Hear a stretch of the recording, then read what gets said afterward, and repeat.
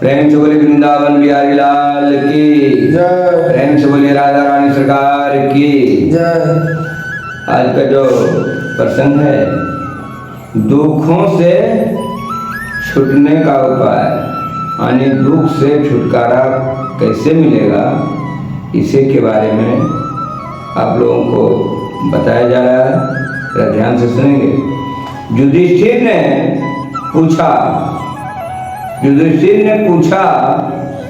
कृष्ण भगवान से कि दुखों से कैसे छूटा जाए, दुखों से कैसे छूटा जाए। तो भीष्म ने कहा, जो मन को बस में करके जो मन को बस में कर सकता है, शास्त्र अनुसार चारों आश्रमों में रहते हुए ठीक बर्ताव करते हैं, वे दुखों को पार कर जाते हैं। बाजरा ध्यान से सुनेंगे कि चारों आश्रमों में रहते हुए ठीक बर्ताव करते हैं, वे दुखों को पार कर जाते हैं। कहता है जो दमहीन होकर संयत जीविका चलाते हैं तथा विषयों से अपने को बचाते हैं, वे दुख से पार हो जाते हैं। कहता है कि जो दूसरों द्वारा दिए गए कटु वचन तथा निंदा को सह लेते हैं किंतु दूसरे से नहीं मांगते, वे दुखों को पार हो जाते हैं। क्या समझे? कहता है दूसरे अगर गाली दिया, दूसरे कड़वा वचन बोला, दूसरा निंदा किया, आपको दूसरे ने निंदा किया, कहता है दूसरों द्वारा, यानी आपको कोई गाली दिया, कोई निंदा किया, कोई चुगली किया, कटु वचन आपको बोला और वो बात कहीं आप सह लेते हैं किंतु दूसरे से नहीं मांगते, वे दुखों से पार हो जाते। जो दूसरे को कटु वचन, निंदा, चुगली सह लेते हैं, दूसरे को गाली सह लेते हैं, वो दुखों से पार हो जाते हैं। कहता है जो प्रतिदिन अतिथियों का सत्कार करते हैं, किसी में दोष नहीं देखते, नित्य सद्ग्रंथों का स्वाध्याय करते हैं, वे दुखों से पार हो जाते। क्या समझा?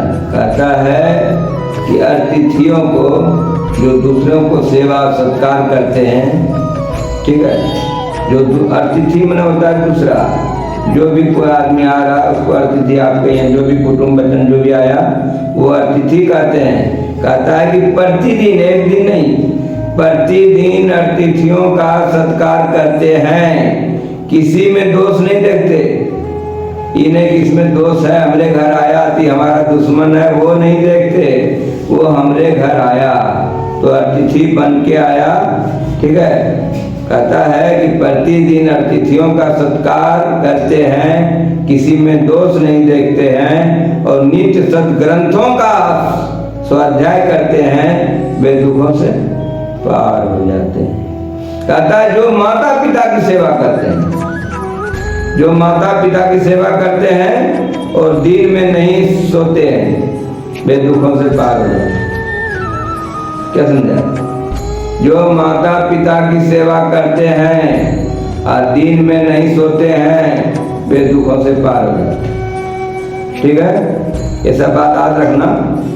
कहता है वे दुखों से, कहता है जो मन, वाणी और शरीर से कभी किसी को कष्ट नहीं पहुंचाते, वे दुखों से पार हो जाते हैं। क्या समझा?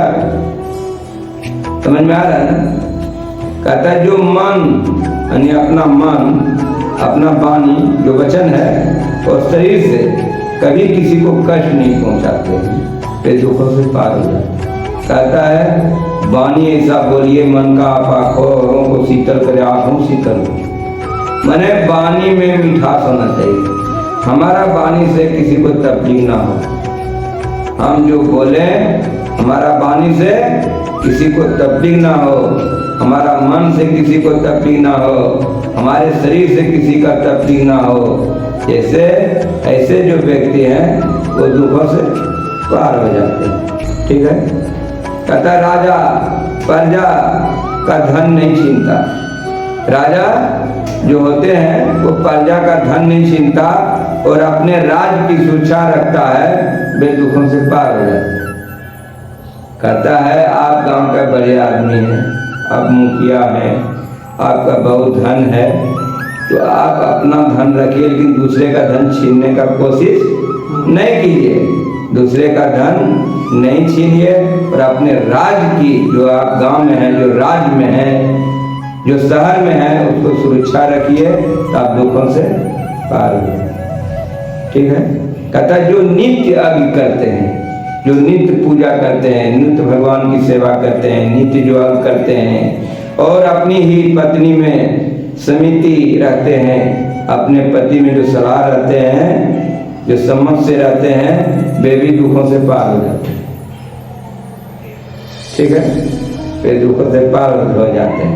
कहता जो योद्धा यानी बहुत बलवान हो, जो योद्धा युद्ध में निर्भय होकर धर्म पूर्वक विजय चाहता है, अधर्म से नहीं, धर्म से जो विजय चाहता है, वो भी दुखों से पार हो जाता है।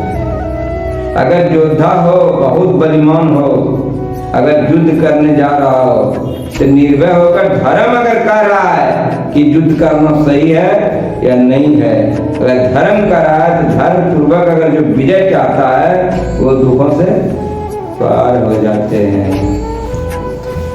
कहता है जो प्राण जाने के अवसर भी, प्राण अगर जाने के अवसर में भी सत्य बोलना नहीं छोड़ते हैं, वे सब के विश्वास पात्र होकर दुखों से पार हो जाते हैं। कहता है कि प्राण अगर चले जाएंगे तो मैं झूठ नहीं बोलूंगा, मेरा प्राण भी चले जाए तो झूठ नहीं बोलूंगा, सत्य बोलूंगा।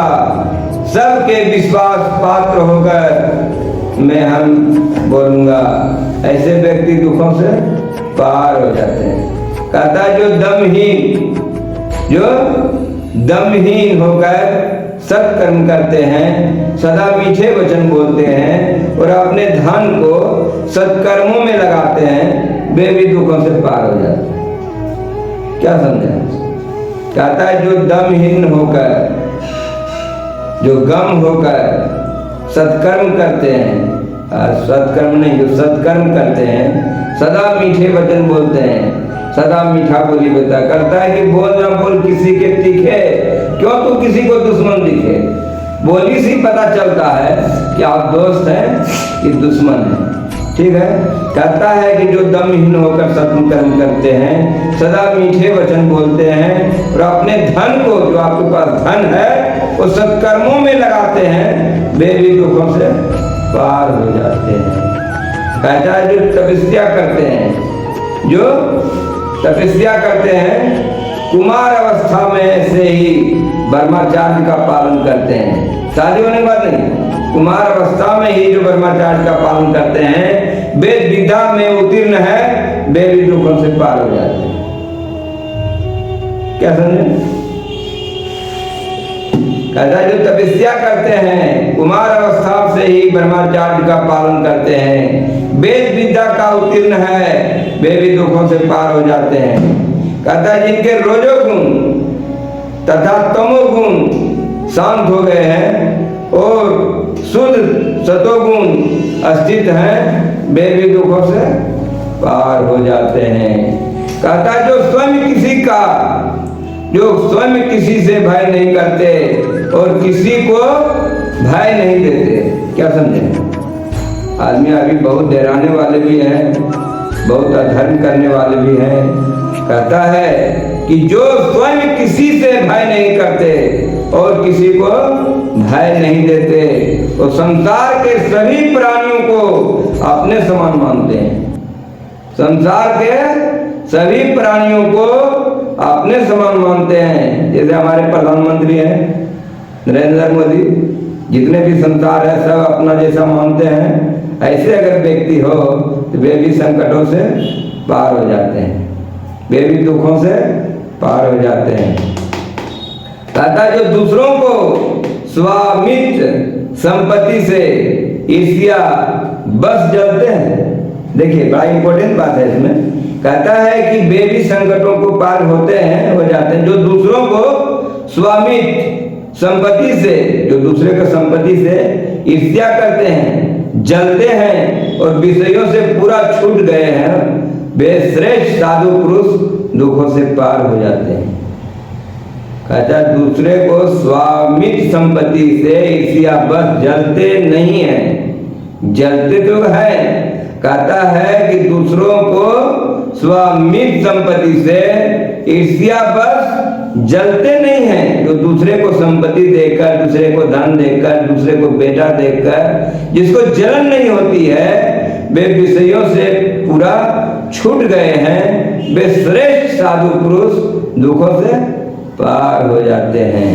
कहता है जो सभी देवताओं सज्जनों को प्रणाम करते हैं, कहता है जितना देवता उसको भी प्रणाम करते हैं, और जो सज्जन व्यक्ति है उसको भी प्रणाम करते हैं और उसके धर्म को सुनते हैं।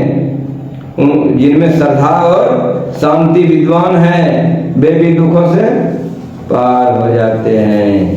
कहता है जो दूसरों को सम्मान नहीं चाहते, जो दूसरों को सम्मान नहीं चाहते अपितु दूसरों का सम्मान देते हैं। बात जरा बड़ा इंपॉर्टेंट है कि दूसरे को जो सम्मान नहीं चाहते हैं वो अपना सम्मान देते हैं और सामान्य पुरुष का नमस्कार करते हैं, वे भी दुखों से पार हो जाते हैं। ठीक है। कहता जो क्रोध पर नियंत्रण रखते हैं, बात को जरा ध्यान से सुनिए।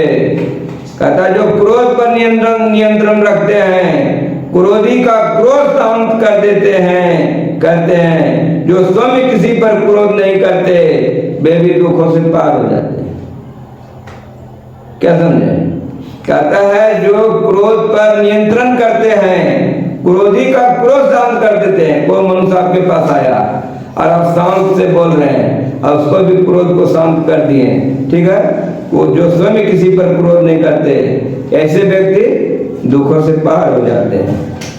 कहता है जो लोग जन्म से ही मधु मारा और मंदिरा का त्याग रखते हैं, कहता है जन्म से ही मधु मारा और मंदिरा का त्याग रखते हैं, वे दुखों से पार हो जाते हैं, वे दुखों से पार हो जाते हैं। कहता है जो स्वाद के लिए नहीं, जीवन यात्रा के लिए भोजन करते हैं।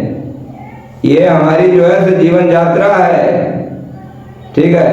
आदमी अभी क्या करता है? स्वाद के लिए मीट खाता है, मांस खाता है, मछली खाता है, स्वाद के लिए, जी स्वाद के लिए, ठीक है। कहता है कि जो स्वाद के लिए नहीं, जीवन के लिए भोजन करते हैं, जो वासना तृप्ति के लिए केवल संतान के लिए अपनी पत्नी में गर्भाधान करते हैं। बात जरा ध्यान से सुनिए कि जो वासना तृप्ति के लिए केवल संतान के लिए अपनी पत्नी में गर्भाधान करते हैं और जो सदा सत्य बोलते हैं, वे दुखों से तर जाते हैं, ठीक है। कहता है श्री कृष्ण ही जगत के ईश्वर तथा नारायण हैं।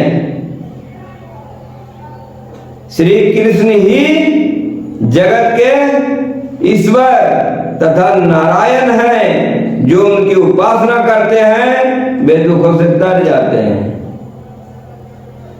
वे दुखों से तर जाते हैं। जो ये मानते हैं कि हमारा श्री कृष्ण ही जगत के ईश्वर है, मेरा श्री कृष्ण ही इष्ट देव है, जगत के ईश्वर हैं तथा नारायण हैं, जो उसकी उपासना करते हैं वे दुखों से तर जाते हैं। कहता है जो मनुष्य इस दुर्गति तरण नामक अध्याय को पढ़ते हैं, कहता है जो मनुष्य इस दुर्गति तरण नामक अध्याय को पढ़ते हैं, सुनते तथा ब्राह्मणों को इसकी चर्चा करते हैं, वे भी दुखों से तर जाते हैं। ठीक है। कहता युधिष्ठिर, मैंने संक्षेप में उस कर्तव्य को बताया है। ये युधिष्ठिर बता रहे हैं। कहता युधिष्ठिर, मैंने संक्षेप में इस कर्तव्य को बताया है जिसका पालन करने से मनुष्य लोग परलोक में दुखों से रहित रहता है और दुखों से पार हो जाता है। बोलिए राधे राधे।